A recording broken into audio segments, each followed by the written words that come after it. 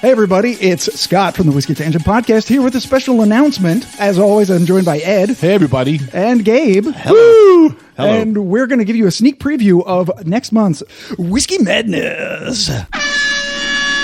All right, it's our favorite time of the year, and we've had a couple of amazing Whiskey Madness experiences, but this one, and I promise you, this one is the best. The brackets this year have the best ounce-for-ounce whiskeys we've ever had in the tourney together. I agree. No experimenting on foreign Indian whiskey or French whiskeys or German whiskeys. All American this year. Yep, no trying to fit everybody in and be like a UN peacekeeping mission.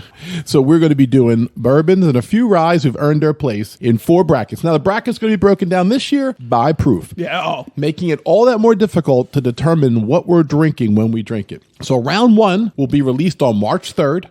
It's going to have the 90 to 99 proof bracket and the 120 and above bracket. Woo, hazmat. Then round 2, which will be released on March 10th, will have the 100 to 109 proof bracket and the 110 to 119 proof bracket. So after we give our livers a week to rest on that, we're back on the 17th of March with the winners of each bracket determined. Yes. And then finally, on March 24th, we have the semifinals and finals, the 90 winner versus the 100 winner, the 110 proof winner versus 120 proof winner, and then finally, what everybody anticipates with great glee and glory, the final pour. Woo!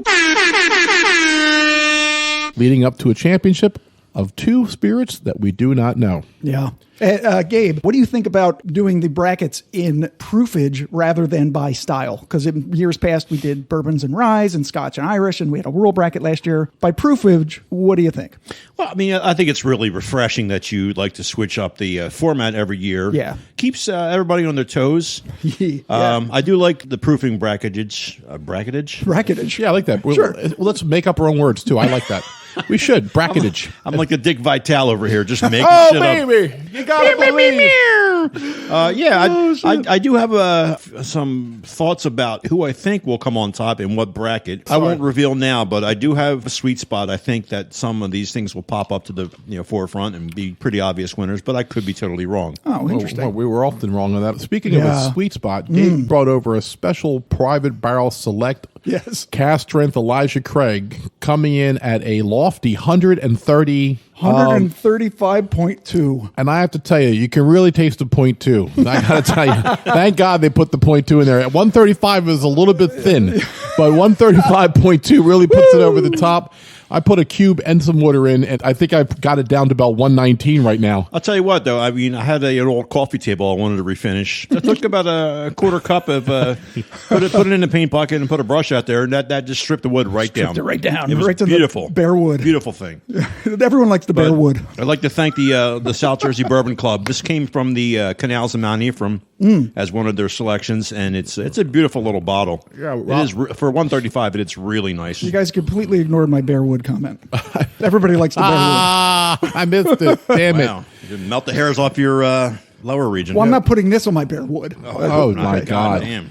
Maybe that's why. This is why we can't get anybody to come on from the South Jersey Bourbon Drinkers. You said, "Come on," on your bare wood. No, listen.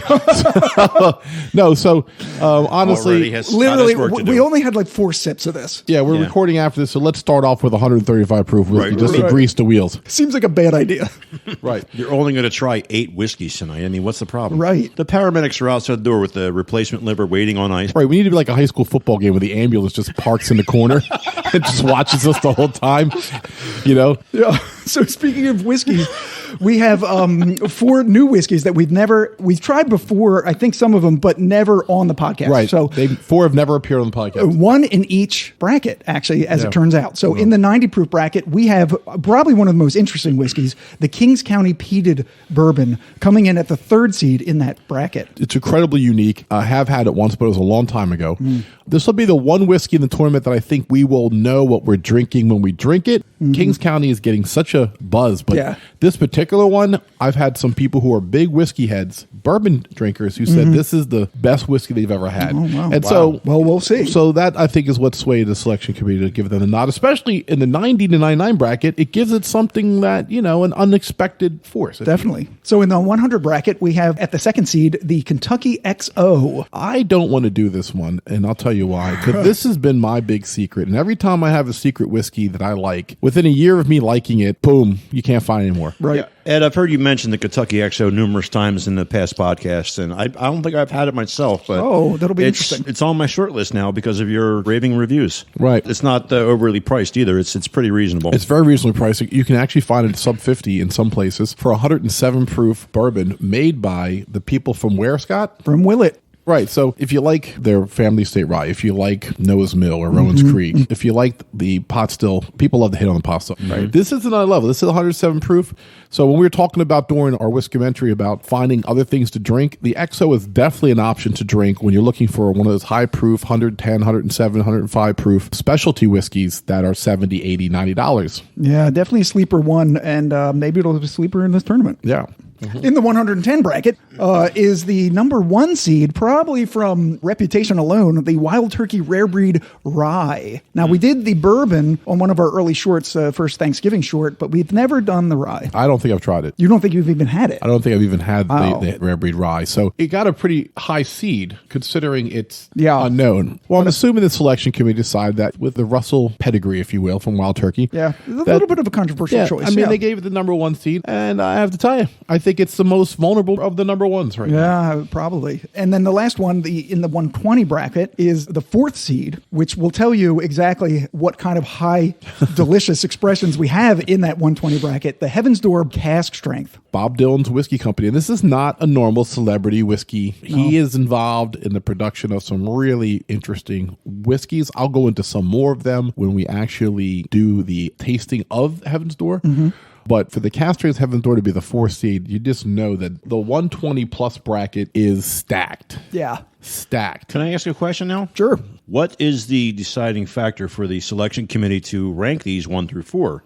Because I'm looking at the ones you just described, and I know they're all in different brackets, but some of them are kind of surprised at where they're ranked. Honestly, sometimes it's, like I said, with Wild Turkey, it's on reputation because it's Wild Turkey Rare Breed Rye is not something that we have had before, and maybe the other ones in the brackets are sort of maybe minor expressions from not well-known distilleries. Kentucky XO is from Willett. So, I mean, Willett gets it a little bit of hype. Had that been, Kentucky XO distillery, that probably wouldn't have been a second, Gabe, to be honest, to meet your point. It's the reputation of its distillery. Like Heaven Hill gets hype. Willett gets hype. Beam Suntory gets hype. So. Right. You see, I wouldn't know that the Kentucky XO was a Willett family product. Right, and not a lot of people do. But the selection committee is paid to know that, Gabe. Yes. We bring them in, experts from all corners of the globe. For this one, we only used American experts, it's true, because we went on LinkedIn, we searched high and low. We didn't use the San Francisco Spirit Competitions experts because Lord knows they've given enough double golds this Right. week. Well, you couldn't reach them from the pedestal. Right. They're looking down, and we look like ants to them. We're just kidding, San Francisco people. If you want us to come out and help you judge your competition, Scott and I will be happy to come out, and so will Gabe. Yeah. The other thing I think is sometimes matchups. So the selection committee wants certain whiskeys to not meet each other in the first round so as to meet each other later. Let's look at the March Madness, right? Sometimes you'll have Villanova will be somehow in the Southwest bracket or something when they have no business being in the Southwest because they want to give them a seed they believe they deserve again, but they want to see them against certain teams. So, Right. So, Right. And it's hard for the public right now to know what it's up against. When you hear the brackets on March 3rd for the first two brackets, let us know what you think. If you don't agree, tell us whiskeytangent@gmail.com. We're not going to change it, but I mean, we'd love to hear you. We'll give you a shout out on air. We'll be like, Brad from Ohio thinks we're retarded. You know what I mean? Right now, we're going to take some phone calls. Let us know what you think. Caller 1, you're on the air. One. Yeah, first time, long time. I think your brackets suck. You guys are dicks. I think Todd, you're supposed to screen these guys before they come on the air. You're fired. Todd, is that your assistant? Now he has an assistant. Ed's is Fred, mine's is Philip, and Gabe's is Todd. All right, so there you go. This is only supposed to be like 5 minutes. We've already tripled that. So, all right, so listen. The Whiskey Madness is, I think, our favorite thing to do because it really brings us back to our roots of just tasting whiskey against each other. And it really gives us a chance to utilize our neat glasses too, which are made for nothing better than tasting whiskey head to head like we're doing right now. Yep. And if you want to buy one and get yourself the same tasting experience that we get, go on to neatglass.com. And if you type in Whiskey Tan as a code, you'll get 10% off your first order. All right, guys? That's right. Go do it. And ladies, too, the neat glass looks so cute in a beautiful woman's hand. All right? Or even homely women. If you're a little bit homely. Oh, my God. I'm just saying, I don't want to discriminate. If you're like a basic looking woman, the neat glass will look tremendous in your hand, too. Yeah, I mean, Gabe's just okay looking. He understands what I'm saying. But Scott, But we're watch not all this, handsome watch like you, this, Scott. Ed, look at me now. I'm holding the glass. Oh, my God, you're adorable. Wow. Suddenly I'm Brad Pitt. Wait, put it down. Right. Ew, Now, look, God. wait. Now pick it up. Wait, let me look through the glass at him. Oh, my God. How you doing? Hey, look at you It's now. a kaleidoscope of beauty.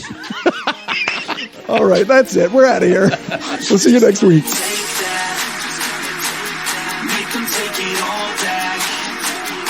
Don't tell me you believe that. Are you just gonna take that? Or will you fucking fight back? Yeah. You ain't gonna make it, you ain't never ever gonna break it. You can never beat them and they're better than you face it. Thinking that they give a damn, you're not thinking straight, kid. No, they don't give a damn, you got what I'm saying? I'm not fucking playing, I'll give it to you straight, man. There's too many others and you're not that great, man. Stop what you're saying, stop what you're making. Everybody here knows that you just fake it.